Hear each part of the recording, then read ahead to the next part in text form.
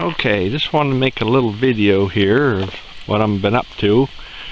This is one of my main trails that I'm using my new side-by-side to bring out my firewood with. And I'm cutting the stumps down fairly low because it's not like riding a skidder or anything, because you got all these little dips in the ground.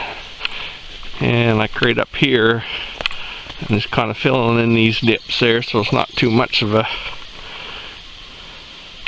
problem there getting over with the machine. I've only got like 10.5, 11 inches clearance, so keep the stumps down. And up here is a junction for another trail that goes off to the left. There's an old winter road off that way. Yeah, it's just a short distance down there.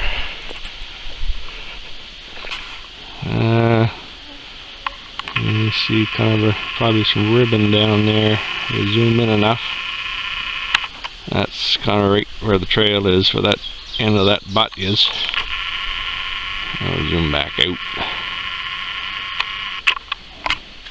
That's probably 100 and so feet down that way.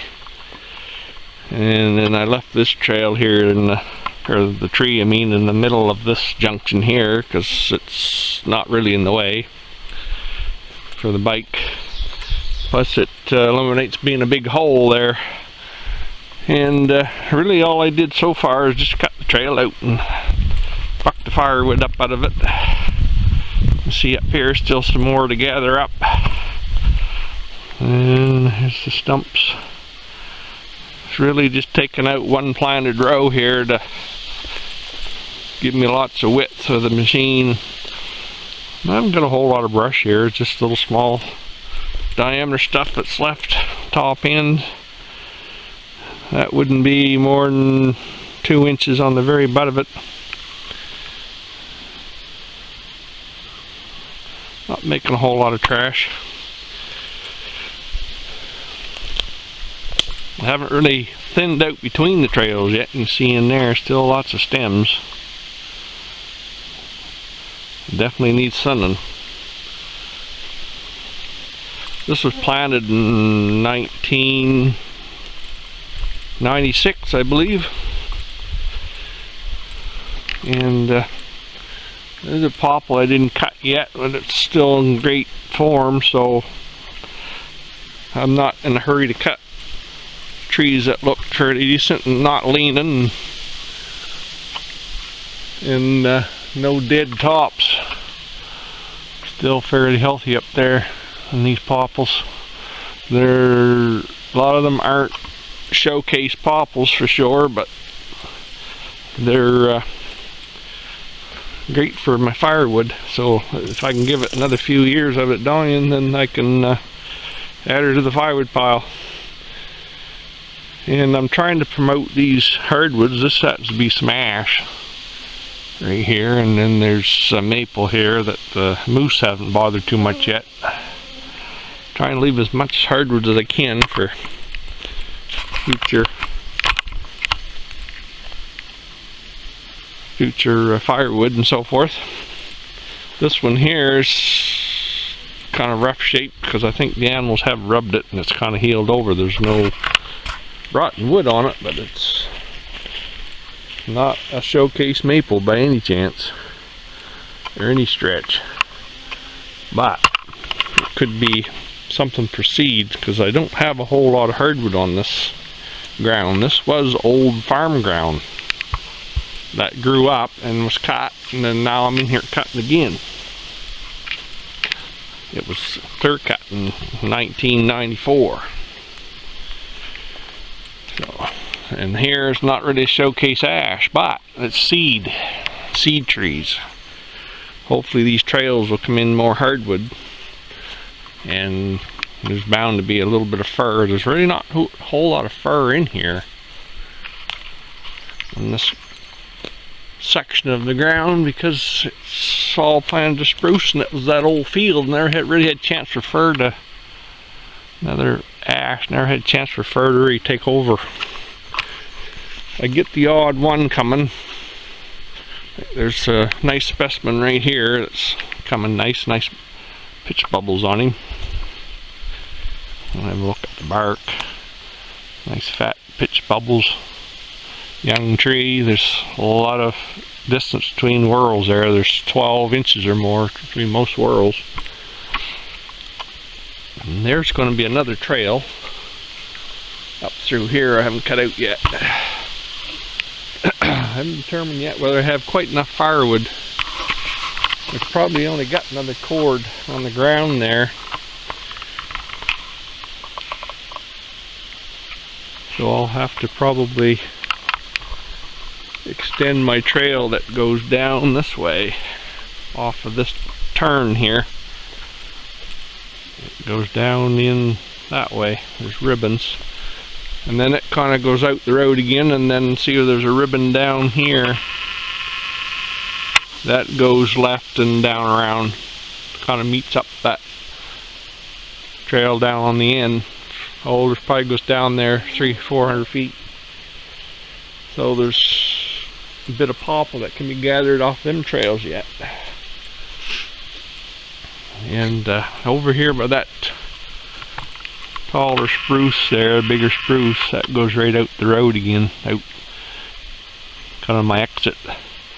I gathered up this here wood off of this couple 100 feet of trail here. I got a cord out of it, and there's just as much still on the ground up here. A lot of spruce here for firewood.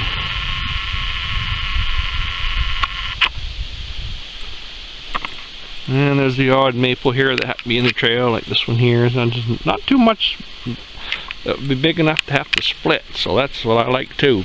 The less splitting involved, the better. I split some popple up there. That little pile there must have been just one tree, I guess. So I've still got another at least 200 feet of wood there to pick up. So that'll give me another cord. Little red spruce right here started. I don't know where the seed ever came for that, but there hasn't been a red spruce here for a while. This spruce here isn't a red spruce, it's a white spruce. Right here, it's not really all that great shape because the road crews rubbed it and everything else over the years. And there's a couple other ones in that line there along the road. They're just old remnants that was left here that the last guy didn't want. But anyway, you never know. That one there might be alright. There's not too big of a limb on the bottom of it. I guess there's really not a whole lot of damage on him. Not too bad. There's some of them fir and stuff down in there where an old spot on it there I left marking for no trespassing.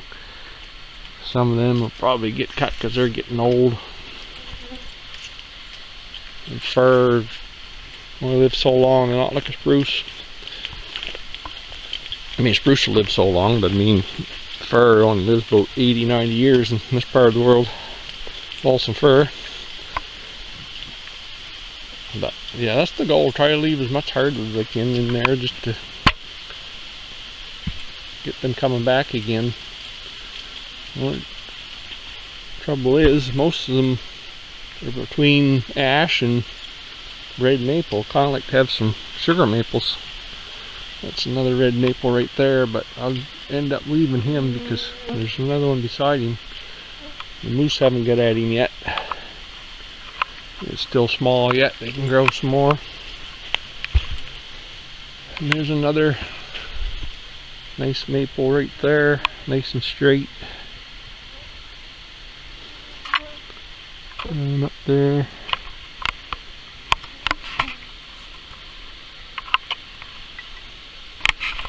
There's an ash behind him. It's not straight as an arrow or anything, but it's a hardwood. There's a maple there that's forked as well right there. But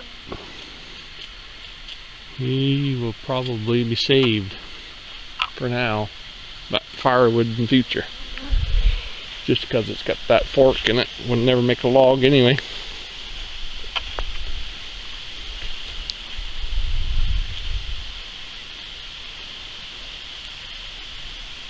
Good sized popple there. It's getting handy, 12 inches breast height. Hard to tell in the video, but and it's a little crooked, but it's firewood. But not priority because it's still healthy. So I'm only cutting stuff that's in the trails or what needs to go before rot gets to it, because we get a lot of hypoxylon canker here. I've probably lost half the popple trees here to hypoxylon canker over the years.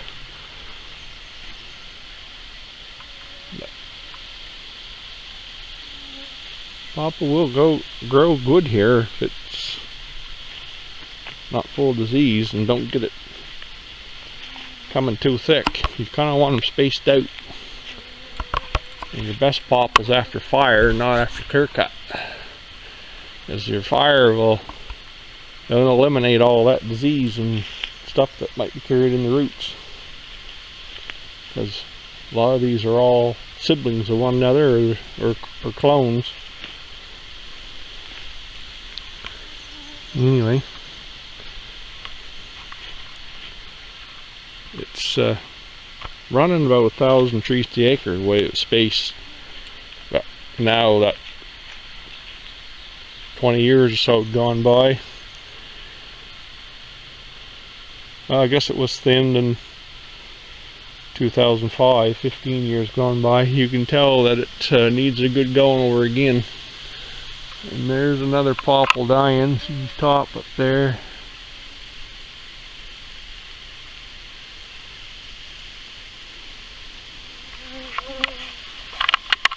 Zoom in. You get a lot of this going on. The canker's hitting it.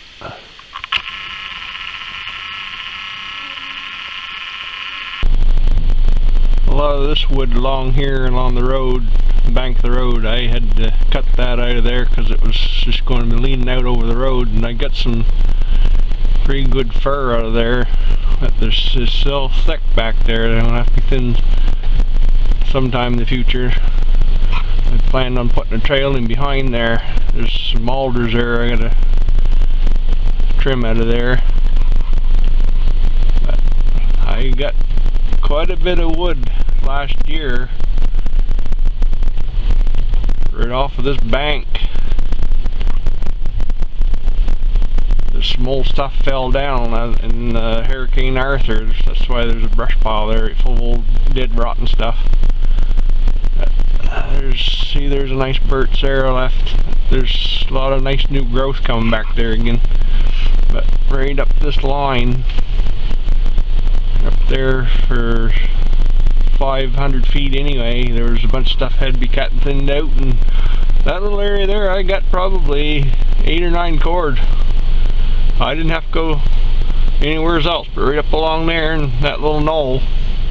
And that fresher stuff is just this spring's cut, but this what I'm talking about now is last spring. There was a lot of wood in there. It was thick, thick, thick. And you see the little firs and little hardwoods coming there now. There's popple and ash and fir and probably red maple. But before that was cut, that was not a bit green there. That was all pretty much bare, other than a few of them little fir you see there. Fir will grow in a closet. But she's coming now. That's how green it is up there and behind. What you can see, them taller trees out front and behind there, that was cleaned up too, and that's taken off. That was a lot of that's ash up in there. So hopefully we won't get the bug to destroy that, but I imagine we will. But that's it in a nutshell for that little piece there anyway.